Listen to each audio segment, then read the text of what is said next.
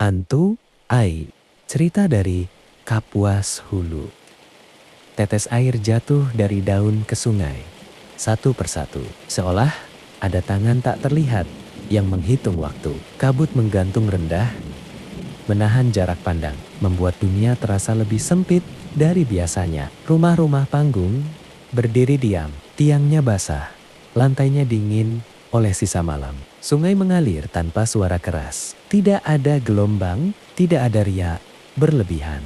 Permukaannya halus, memantulkan langit pucat yang belum sepenuhnya bangun. Di kampung yang berdiri di tikungan sungai itu, orang-orang menjalani hari seperti biasa. Perahu dilepas perlahan, jala dirapikan, kayu bakar diangkat dari bawah rumah.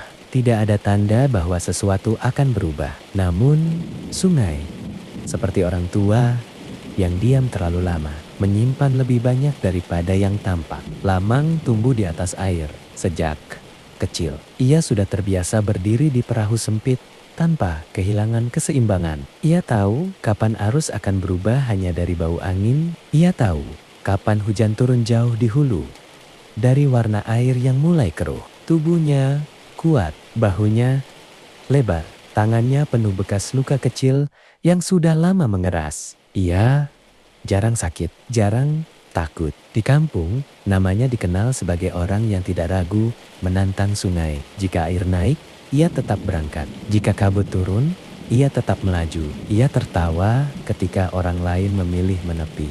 Di darat, Lamang tidak banyak bicara, tetapi di atas perahu, ia selalu bersuara paling keras. Candanya kasar, tawanya panjang. Kata-katanya sering meluncur tanpa dipikirkan. Sungai mendengar semuanya. Suatu sore, ketika matahari turun rendah dan cahaya memanjang di atas air, Lamang duduk di dermaga bersama beberapa pemuda. Tuak berputar dari tangan ke tangan. Suasana hangat, tawa pecah, lalu pecah lagi. Air sungai tampak aneh hari itu, terlalu licin, terlalu rata. Pantulan langit terlihat jelas seperti cermin. Seorang pemuda muda menatap ke air cukup lama. Airnya seperti diam, katanya pelan. Lamang tertawa. Air memang mengalir pelan di sini. Pemuda itu tidak menjawab. Ia hanya mengalihkan pandangan ke hutan. Beberapa orang yang lebih tua duduk agak jauh, tidak ikut tertawa. Mereka memperhatikan sungai, lalu memperhatikan Lamang. Seolah ada sesuatu yang ingin mereka katakan, tetapi tertahan di lidah. Lamang berdiri. Ia melompat ke perahunya dan menepuk lambung kayu itu dengan telapak tangan. Dengan suara yang sengaja dibuat keras, ia berkata ke arah sungai. Katanya, ada penunggu air. Katanya, ada Antu Ai. Tapi seumur hidupku di sini, aku tidak pernah melihat apa-apa. Kata-kata itu jatuh ke air, tenggelam tanpa suara. Beberapa orang terdiam. Seorang lelaki tua bangkit pelan dan pergi tanpa berkata apa-apa. Sungai tetap tenang. Malam datang perlahan. Tidak ada hujan. Langit bersih. Bintang muncul satu persatu, memantul jelas di permukaan Kapuas. Kabut mulai naik, menutup tepian. Lamang turun ke perahunya. Ia ingin menyusuri sungai malam itu sendirian.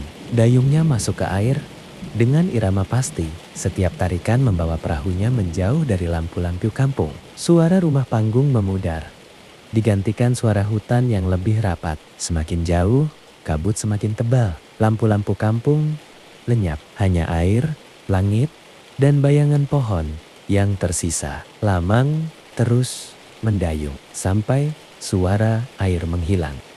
Keanehan itu terasa pertama kali di tangan. Dayung Lamang terasa berat, tidak seperti tersangkut kayu, tidak seperti melawan arus, lebih seperti air di bawahnya mengeras, menahan setiap tarikan. Ia mendayung sekali lagi.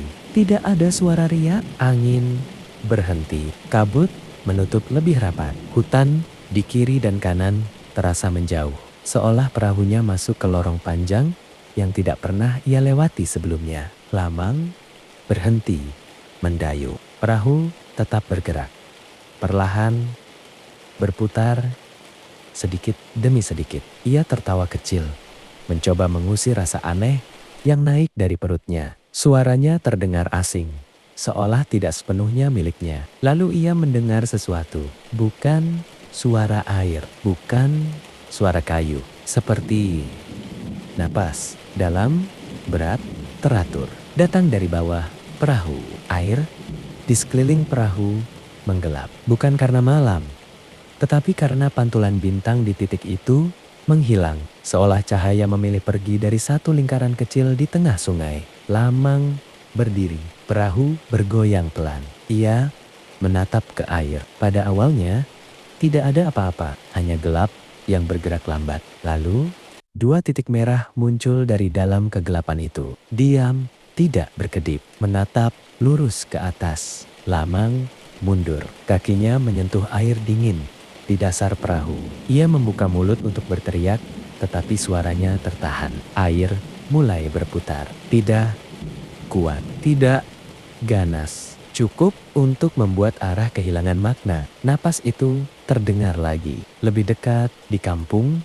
Beberapa orang terbangun hampir bersamaan. Tidak ada yang memanggil, tidak ada yang bertanya. Mereka keluar rumah dan berdiri di tepian sungai. Di kejauhan, di tengah kabut, ada sesuatu yang bergerak tanpa suara, seperti perahu, tetapi tanpa pendayung, melayang pelan, lalu berhenti. Kabut di sekitarnya berputar. Tidak ada yang memanggil nama Lamang. Di tengah sungai, perahu bergetar.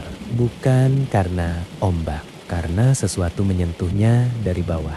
Kayu tua berderit pelan, seperti desahan. Air naik ke dalam perahu, dingin dan berat. Tidak seperti air biasa. Dari dalam air, bayangan itu bergerak naik. Tidak sepenuhnya muncul. Hanya cukup dekat untuk membuat dua mata merah itu memenuhi pandangan Lamang. Ia berteriak. Suara itu pecah, lalu hilang. Perahu terangkat sesaat, lalu ditarik ke bawah dengan satu gerakan yang tidak terburu-buru. Air menutup kembali, rapi, tenang.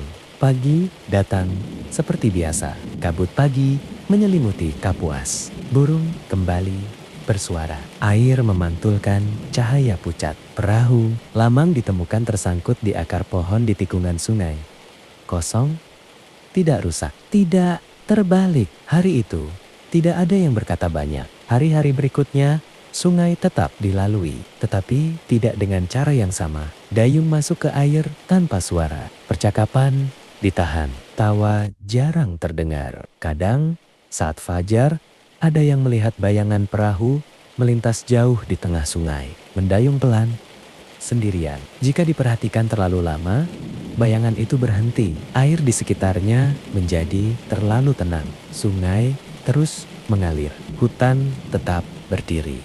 Kabut tetap datang dan pergi. Dan Kapuas tidak pernah menceritakan apapun. Malam setelah perahu itu ditemukan, sungai tetap bergerak seperti biasanya. Arusnya tidak berubah, tidak lebih deras, tidak lebih lambat. Jika seseorang datang dari jauh dan berdiri di tepian, ia tidak akan melihat apapun yang berbeda. Namun bagi orang-orang kampung, ada sesuatu yang bergeser, tipis namun terasa. Mereka tidak membicarakannya dengan suara keras. Percakapan berhenti sebelum menyentuh nama. Jikapun ada yang bertanya, jawabannya singkat, lalu diarahkan ke hal lain. Jala yang robek, kayu yang lapuk, cuaca yang sulit ditebak. Malam-malam menjadi lebih pendek. Meski jam tetap berjalan sama, orang-orang tidur lebih awal. Lampu dipadamkan sebelum larut. Anak-anak dilarang bermain di dermaga saat matahari tenggelam. Sungai tetap mengalir di bawah rumah panggung, membawa pantulan cahaya bulan yang terpika-pika oleh tiang kayu. Beberapa hari setelah kejadian itu, seorang nelayan tua mencoba menyusuri tikungan tempat perahu Lamang ditemukan. Ia berangkat pagi-pagi sekali sebelum kabut sepenuhnya terangkat. Dayungnya masuk ke air perlahan, tanpa irama yang biasa. Ketika perahunya mendekati akar pohon besar itu, air di sekitarnya terasa lebih dingin. Bukan dingin pagi, melainkan dingin yang membuat kulit mengerut cepat. Nelayan itu tidak berhenti. Ia hanya memperlambat dayungan. Di titik itu, sungai terasa lebih dalam dari seharusnya. Airnya gelap, seolah menyimpan bayangan yang tidak terjangkau cahaya. Ia tidak melihat apa-apa. Namun sepanjang sisa hari itu, ia tidak menangkap seekor ikan pun. Malam berikutnya, hujan turun singkat, tidak deras, tidak lama.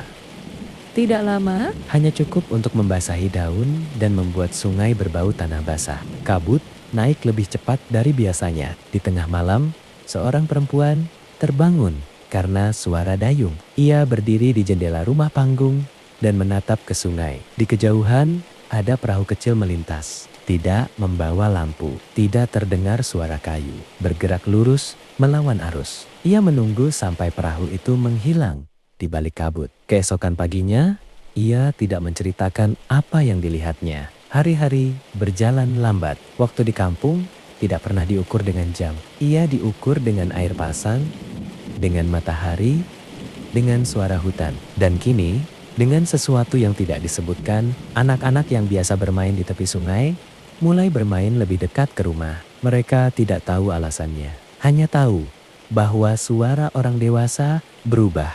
Jika mereka terlalu dekat dengan air saat senja, beberapa orang bermimpi tentang sungai. Mimpi yang sama, dengan detail berbeda. Air yang terlalu tenang, kabut yang tidak bergerak, perahu yang melintas tanpa suara. Tidak ada yang membicarakan mimpi itu. Suatu pagi, air sungai surut lebih jauh dari biasanya. Akar-akar pohon yang biasanya terendam muncul ke permukaan. Batu-batu besar terlihat jelas, berlumut dan licin. Beberapa orang turun untuk memeriksa jala yang tersangkut. Di dasar sungai yang dangkal, ada bekas tarikan panjang di lumpur. Seperti sesuatu yang berat pernah bergerak di sana, lalu menghilang kembali ke dalam air. Tidak ada yang mencoba mengikuti bekas itu. Air naik kembali menjelang siang, menutup semuanya. Waktu berlalu.